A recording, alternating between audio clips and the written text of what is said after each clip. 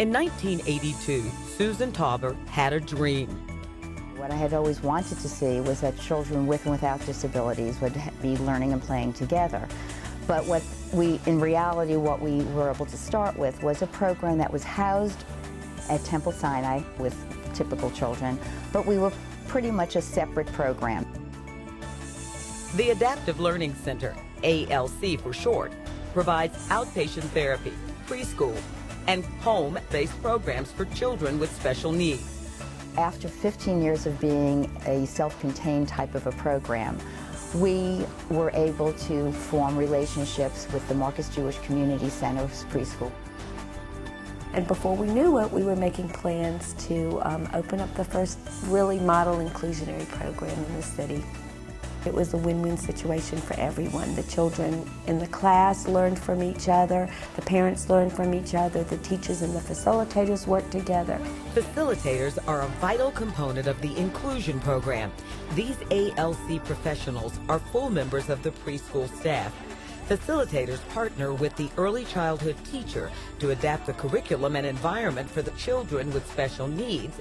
ALC facilitators also serve as advocates for the child and family. We are in 5 locations, 3 of the programs at the Marcus Jewish Community Center, Petrie Presbyterian Preschool, and First Presbyterian Preschool. I have a classroom of 16 children, 2 with the Adaptive Learning Center, and it's wonderful having the additional hands with the Adaptive Learning Center facilitator, which is Grant Troutman. He spends time with all the children.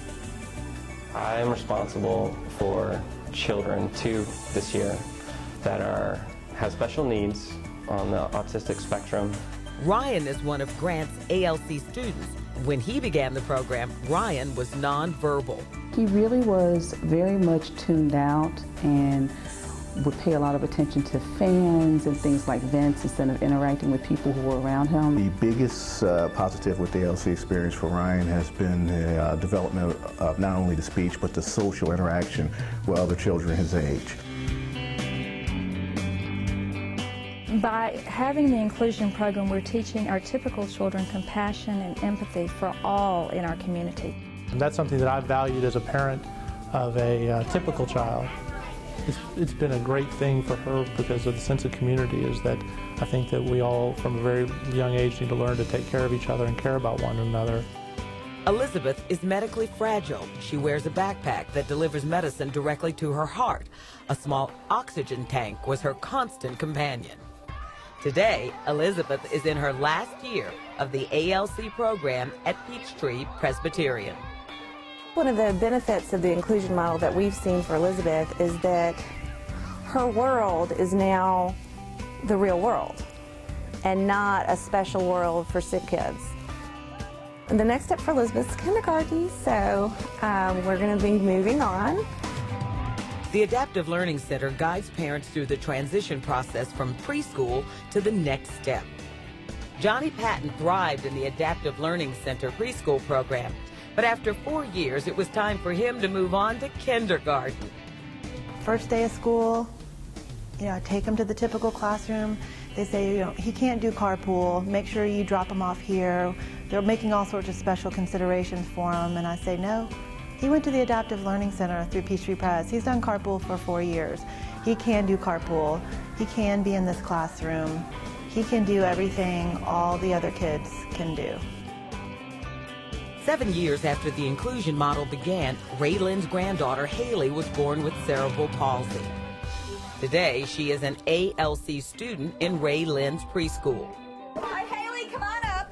The teachers and facilitators had to really work with her to get her to go be part of a group and to talk to children. Show us what you made. Turn around and show your friends. The earlier we got help for Haley, the better she did and progressed just so quickly in every area. Early intervention is key. Bringing her into a mainstream classroom allows her to work at the highest common denominator. I can tell you it as a director, but I can tell you it as a grandmother. The program works. An Adaptive Learning Center alumni, Kyle Peace and Robert Grohlman, are proof positive of that. Diagnosed with Fragile X, Robert Grohlman was part of the very first Adaptive Learning Center class. Today, you can find Robert working in the mailroom at Cox Communications. Robert's great. If I was to give any type of advice to a supervisor or manager coming into a situation working with someone with disabilities, I would just say to treat them like every other employee, because they are. Kyle was born with cerebral palsy. The Adaptive Learning Center gave him his start, you know, and his confidence and the love that they gave him, of course, just helped him move through life. When I was little, it showed me that I was capable of putting my mind to whatever the task was, and really opened the door for me. While still in high school, Kyle was named Homecoming King at North Atlanta, and he got a job at Publix. Kyle has more goals that he wants to accomplish.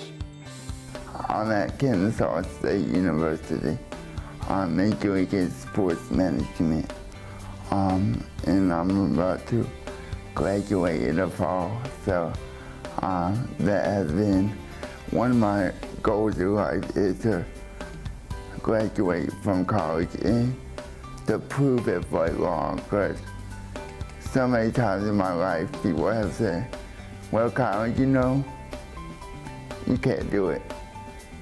You're not going to be able to do it. Well, look at me now.